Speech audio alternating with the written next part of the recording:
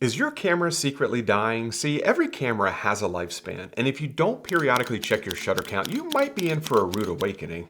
Today, I'm breaking down exactly how long cameras last, how to check your shutter count, and what it means for your camera's future, regardless if you shoot with a DSLR or a mirrorless camera. And be sure to stick around because I'll show you exactly how to check your camera's shutter count to determine whether or not you need to start thinking about maybe repairs or upgrading, or whether or not you should sell your camera now while the resale value is still good. Now, let me ask you a quick question.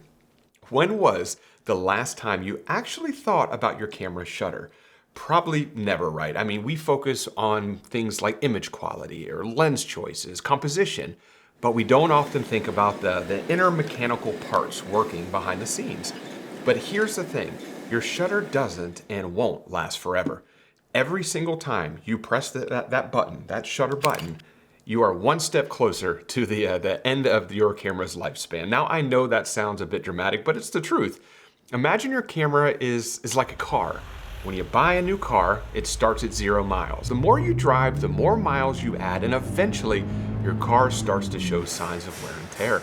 The same exact thing happens with your camera shutter. The shutter count is essentially the mileage of your camera. The higher the number, the closer your camera gets to needing maintenance or repairs. Now, every camera has an estimated shutter life cycle, but here's the catch. Not all cameras are built the same. Entry-level cameras might be only rated for, let's say, around 100,000 shutter actuations, while professional cameras can handle 300,000 to even 500,000 clicks before running into issues. Now, of course, these are just estimates. Some cameras die way sooner than others, while some easily surpass their expected lifespan.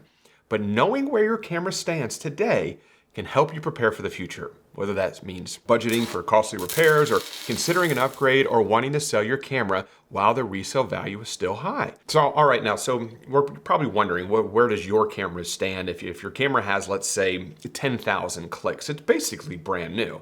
If your camera is between 10,000 and let's say 50,000, that's completely normal for a regularly used camera. If you're between 50,000 and 100,000 clicks, you've been basically shooting a lot, but there's still plenty of life left. And if you're over 100,000 clicks, your shutter is aging. And while your camera might continue working, you should start to keep an eye out for signs of wear like misfires or black frames, inconsistent exposures, or misfires during high-speed shooting. Now, as I mentioned earlier, professional cameras tend to have longer lifespans than entry-level models. A high-end, say Nikon or Canon or Sony camera is built to last longer. So if you have a pro model camera, your shutter may last well beyond its rated lifespan. But if you're using an entry-level DSLR camera like this, you might hit that limit a bit sooner. Now, here's where things really get interesting because what I'm about to share applies a bit more to DSLRs and mirrorless cameras, and here's why. DSLRs only have a mechanical shutter. Every shot you take adds wear and tear. Mirrorless cameras have both mechanical and electronic shutters. This means you can switch between them, potentially extending your camera's lifespan. Many mirrorless cameras have what's called a hybrid shooting or hybrid shutter modes called EFCS or electronic first curtain shutter that starts electronically and ends mechanically. And why, might you ask? This hybrid mode reduces vibration and helps avoid most rolling shutter issues, while at the same time extending the life of the physical shutter, as it's only working half the time. But here's a little known fact. A select few mirrorless cameras don't have a mechanical shutter at all. Take my Nikon Z8 here, for example. This camera only has an electronic shutter, meaning there's no physical shutter to wear out. That's right, no mechanical breakdowns to worry about. But does that mean shutter count doesn't matter at all for these cameras? Well, not quite. These mirrorless cameras still track their shutter count, but in these models, it's purely for reference only, not an indication of physical wear. Plus, it's still super interesting to see how much you actually shot with your camera. Okay, let's say that your camera, you check your shutter count and it's super high. Let's say, or not super high, but it's high, maybe 80,000 clicks. What do you do now? First off, obviously you don't panic. Cameras don't suddenly just shut off at a certain number. If your camera is still working fine, there's no immediate need to worry. You just keep shooting until you start to notice issues.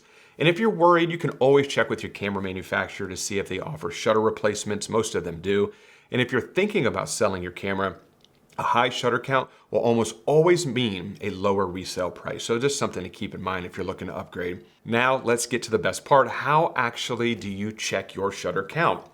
I found this to be the easiest way to do this, and there's some cameras allow you to do it in camera, but the way that I have found is it pretty much works for every camera brand out there. You basically open your internet browser and search for camera shutter upload.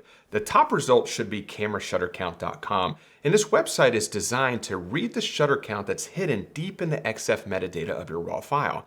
And once you're there, you just click on Choose File and select a raw file from your computer. You ideally use the most recent raw file for the most accurate reading possible, and then you just hit Upload. So let me come over here to Google. Let's just type in camera shutter count right here, and there it is, camera shutter count. You can Google camera shutter count, camera shutter upload. It'll basically get you to camerashuttercount.com. We will open this. I'm gonna come over here to Choose File, and let's select my Lofoten 2025, Group 2, Day 7. I'm gonna scroll all the way down. This is basically gonna be the very last photo I took in Norway a few weeks ago, and I'm gonna hit Open. You can see that it now has that Nikon RAW file there, and I'm going to hit Upload.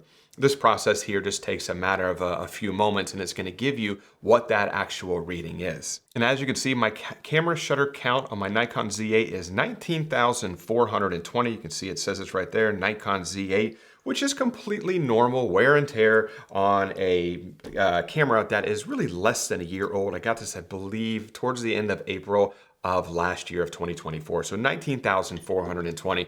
Once I started playing around with this website, I went on this tear of finding all of my cameras that I own and checking them out. I'm filming this video on my Fuji X-T5, which I really never shoot with. It's been primarily used for video work, for filming all of my YouTube videos for this channel. But I wanted to figure out what the shutter count on that camera was as well. So let me go back here and let's hit Choose File again. I have a raw file right here. From May 10th, 2024. I'm not really sure what I was photographing here. I know this was in Bali, but let's hit Open and let's hit Upload. And I'm curious to see how many actual photos I have taken with the X-T5. I would suspect there to be very, very few, because like I said, it's primarily a video camera only. But this website, it's depending on the size of the file that you're uploading, it could take anywhere from maybe 30 seconds. Sometimes I've seen it take upwards to a minute. Not the fastest website in the world, but the results are pretty cool nevertheless. No, it's actually more than I thought, 4,041. And as you can see right here, Fujifilm X-T5. So I wasn't expecting that. I was actually expecting something in the sub 1,000 range. So over 4,000 photos taken with my Fuji X-T5. So definitely a fun little thing to experiment with, to play with. And I'm curious, what is your shutter count? If you go through this exercise, leave me a comment below and just let me know what camera you're using and what your shutter count is. I'm just curious to see where, A, what everybody is using, and B, what your shutter count is. Kind of a fun thing to play around with. So if you have any questions about anything I covered in this week's video, please leave those in the comments section below, and I will do my best to get back in touch with you as soon as humanly possible. And if you did enjoy this week's video, if you could, give it a thumbs up. Subscribe to the channel if you're not subscribed already. And as always, I really do appreciate you carving out a little bit of time to spend it with me here today. And I will see you all next Wednesday. Bye.